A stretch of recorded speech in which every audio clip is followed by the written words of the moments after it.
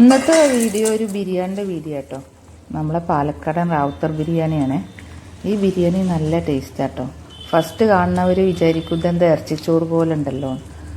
ഇറച്ചിച്ചോറും ഈ ബിരിയാണിയും തമ്മിൽ നല്ല വ്യത്യാസമുണ്ട് കേട്ടോ. ഇതിൽ മസാലകളൊക്കെ നല്ല വ്യത്യാസമുണ്ടായി. പിന്നെ ഇതിലുള്ള മസാലകളൊക്കെ അരച്ചിട്ട് ചേർക്കണം. നമ്മൾ സാധാ ബിരിയാണി വെക്കുമ്പോൾ ഒക്കെ ചതച്ചെടുക്കാറാണ്. പക്ഷേ ഇതിൽ വെളുത്തുള്ളി ഇഞ്ചി ആയാലും ഒക്കെ നല്ല അരയണം. ഇതുണ്ടാക്കാനും എളുപ്പമാണ്. ഞാൻ ഈ ബിരിയാണി വെക്കുന്നത് മട്ടൺ വെച്ചിട്ടാണ്. ബീഫും ചിക്കനും ഇതേപോലെ തന്നെ ഉണ്ടാക്കുക കേട്ടോ. ഇതേ സെയിം മസാല തന്നെയാണ്. അപ്പോൾ ഞാൻ 1 കിലോ മട്ടൺ എടുത്തിട്ടുണ്ട്. അതിലേക്ക് 2 ടേബിൾ സ്പൂണോളം ചെറിയുള്ളി പേസ്റ്റ്, 1 ടേബിൾ സ്പൂൺ ഇഞ്ചി, 1 ടേബിൾ സ്പൂൺ വെളുത്തുള്ളി, ഇതൊക്കെ നന്നായി അരക്കണം കേട്ടോ. പിന്നെ 2 ടേബിൾ സ്പൂണോളം തൈര്, ആവശ്യത്തിന് ഉപ്പ്, ഒരു 3 ടേബിൾ സ്പൂണോളം മല്ലിയിലയും പുതിനയിലയും, 2 ടേബിൾ സ്പൂണോളം മല്ലിയിലയാണ്, 1 ടേബിൾ സ്പൂൺ പുതിനയിലയും ഇട്ടിട്ട് നന്നായിട്ടൊന്ന് കുഴച്ചെടുക്കാം. ഞാൻ ഇതിൽ വെള്ളം ചേർത്തുന്നില്ല. എന്നിട്ട് നമുക്ക് അടുപ്പിലേക്ക് വെക്കാം. ഇറച്ചിക്കൊരു 3/4 വേവായാൽ മതി കേട്ടോ. ബാക്കി 1/4 ഭാഗം നമ്മളെ ചോറിൽ കടന്ന് വേവും. അപ്പോൾ ഇറച്ചിക്കൊരു 3/4 വേവായിട്ടുണ്ട്. ഇനി നമുക്ക് ചോറുണ്ടാക്കി തുടങ്ങാം. അതിന് വേണ്ടിയിട്ട് ഞാനൊരു 4 ടേബിൾ സ്പൂണോളം സൺഫ്ലവർ ഓയിലാണ് കേട്ടോ ചേർത്ത് കൊടുക്കുന്നത്. നെയ്യ് ചേർത്തുന്നുണ്ട്. നെയ്യ് ഇപ്പോൾ ചേർത്തുന്നില്ല. മട്ടൺ ആയതുകൊണ്ട് കുറച്ച് നെയ്യ് അധികമുണ്ട്. അപ്പോൾ നെയ്യ് കൂടുതലായി പോയാൽ കഴിക്കുമ്പോൾ കുറച്ച് ബുദ്ധിമുട്ടുണ്ട്. അതുകൊണ്ട് ഞാൻ ലാസ്റ്റാണ് നെയ്യ് ചേർത്തി കൊടുക്കുന്നത്. അതിലേക്കൊരു 4 കഷ്ണം പട്ട, ഒരു 4 കഷ്ണം ഗ്രാമ്പു, 4 ഏലക്കായി, ഒരു 5 പച്ചമുളകും കൂടെ ചേർത്തി കൊടുക്കുന്നുണ്ട്. പിന്നെ ഒരു വലിയ പിടി മല്ലിയില, ഒരു 1/2 പുതിനയിലയും കൂടെ ചേർത്തിട്ട് നന്നായിട്ടൊന്ന് വഴറ്റി കൊടുക്കാം.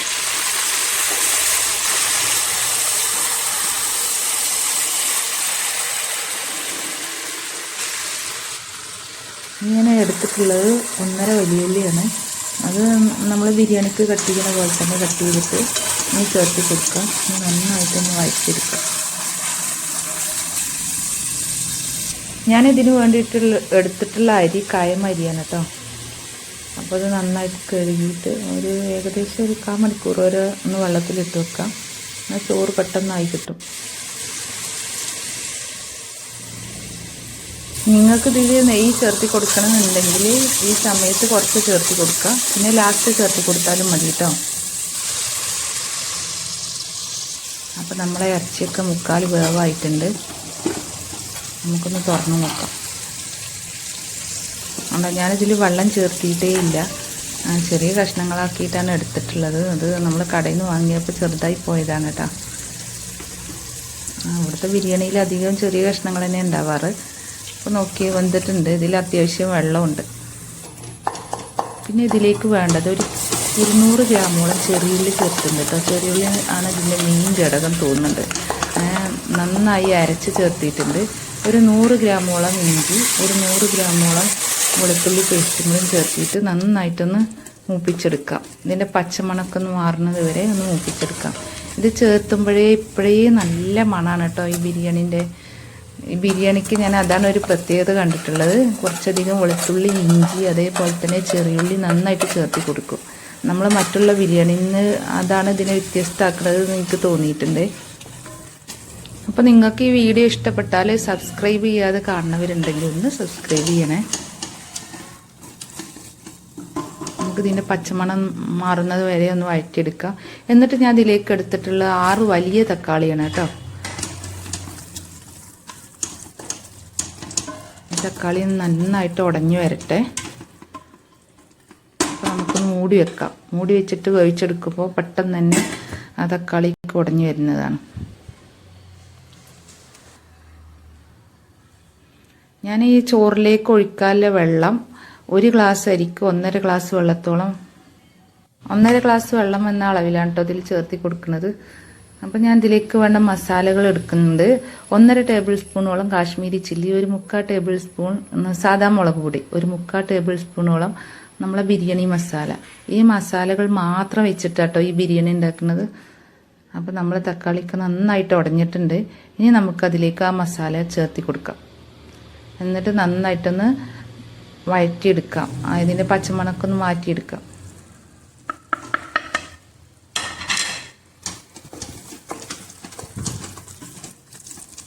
അപ്പോൾ അപ്പോൾ എന്നും നമ്മൾ ഒരേ ബിരിയാണി ഉണ്ടാക്കാതെ ഒരു വെറൈറ്റി ആയിക്കോട്ടെ അല്ലേ. ഇതേപോലത്തെ ബിരിയാണിക്ക് ഒന്ന് ഉണ്ടാക്കി നോക്കുക. എന്നിട്ട് അഭിപ്രായങ്ങളൊക്കെ ഒന്ന് പറയണം കേട്ടോ. അപ്പോൾ നമ്മൾ മട്ടണിൽ ഏകദേശം 1 ഗ്ലാസ്സോളം വെള്ളമുണ്ട്. അത് കുറച്ചിട്ടാണ് ഞാൻ അപ്പുറത്തെ അടുപ്പിൽ വെള്ളം വെച്ചിട്ടുള്ളത്. 1 ഗ്ലാസ് അരിക്ക് 1.5 ഗ്ലാസ് വെള്ളം. ഒരു 1/4 മണിക്കൂറോളം ഞാൻ അരി കുതിർക്കാനും വെച്ചിട്ടുണ്ട് കേട്ടോ. അപ്പോൾ അതിനനുസരിച്ച് നിങ്ങൾ നോക്കിയിട്ട് ചെയ്യുക.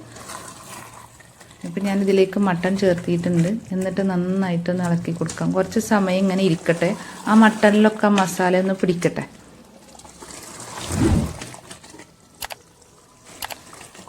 ഇപ്പോൾ ഉപ്പൊക്കെ നോക്കുക, ആവശ്യത്തിന് ഉപ്പ് ചേർത്തി കൊടുക്കുക.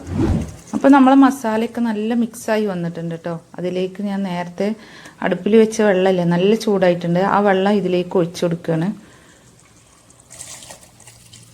ഇതിലേക്ക് പച്ചവെള്ളം ഒഴിച്ചു കൊടുക്കുമ്പോൾ നേരത്തെ നമ്മളെ മസാല നല്ല ചൂടായി കിടന്നതല്ലേ, അപ്പോൾ അതിൻ്റെ ടേസ്റ്റ് കുറവായി പോകും. അതുകൊണ്ടാണ് വെള്ളം നല്ല തിളപ്പിച്ചിട്ട് ഒഴിക്കാൻ പറ്റുകയാണെങ്കിൽ അതാണ് നല്ലത്.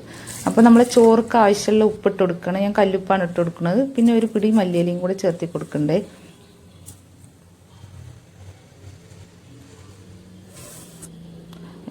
അപ്പം പെട്ടെന്ന് തന്നെ തിളച്ച് വന്നു. അതിലേക്ക് ഞാൻ 1/2 പീസ് നാരങ്ങയും കൂടെ ചേർത്തി കൊടുക്കുന്നുണ്ട്, ചോറ് ഒട്ടിപ്പോവാതിരിക്കാൻ. അപ്പം നമ്മളെ ബിരിയാണിൻ്റെ കൂട്ട് കണ്ടോ, നല്ല കളറല്ലേ, നല്ല മണമാണ് കേട്ടോ. അപ്പോൾ ഉപ്പ് കുറച്ചും കൂടെ കുറവുണ്ട്. ഞാൻ കുറച്ച് ഉപ്പും കൂടെ ചേർത്തി കൊടുക്കുന്നുണ്ട്. നമ്മൾ ബിരിയാണിയിലാവുമ്പോൾ കുറച്ച് ഉപ്പ് അധികം നിൽക്കണമല്ലോ. ഇനി ഞാൻ അരി ഇട്ട് കൊടുക്കണം. വെള്ളം തളിച്ചത് കൊണ്ട് അരി ഇട്ടെടുത്ത് നന്നായിട്ടൊന്ന് മിക്സാക്കി എടുക്കാം. അപ്പോൾ അരിയൊക്കെ ഞാൻ ചേർത്തി കൊടുത്തു കേട്ടോ, ഉള്ളി ചേർത്തി കൊടുത്തു. എന്നിട്ടൊന്ന് തിളച്ച് വരുന്നുണ്ട്. നമുക്ക് ഇനി നന്നായിട്ടൊന്ന് മിക്സാക്കി കൊടുക്കാം. അപ്പോൾ നമ്മളെ ബിരിയാണിൻ്റെ കളർ ഉണ്ടോ, നല്ല ചുവപ്പ് കളറല്ലേ. ഇനി നമുക്കൊന്ന് അടച്ച് വെച്ചിട്ട് വേവിച്ചെടുക്കാം. ഇടയ്ക്കൊന്ന് ഇളക്കി കൊടുക്കണം കേട്ടോ.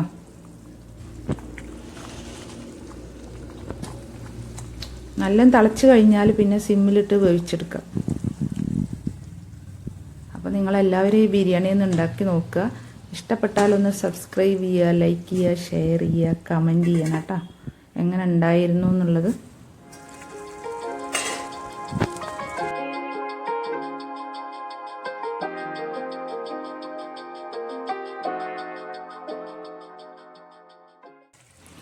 നമ്മളെ ചോറ് ഏകദേശമൊക്കെ വേവായിട്ടാണ് കേട്ടോ. ഈ സമയത്താണ് ഞാൻ ഇതിലേക്ക് നെയ്യ് ഒഴിച്ചു കൊടുക്കുന്നത്. മിൽമൻ്റെ 100 ഗ്രാം നെയ്യില്ലേ, അതിൻ്റെ ഒരു 3/4 ഭാഗത്തോളം ഞാൻ ഇതിലേക്ക് ഒഴിച്ചു കൊടുത്തിട്ടുണ്ട് കേട്ടോ. എന്നിട്ട് നന്നായിട്ടൊന്ന് മിക്സ് ചെയ്ത് കൊടുക്കാം.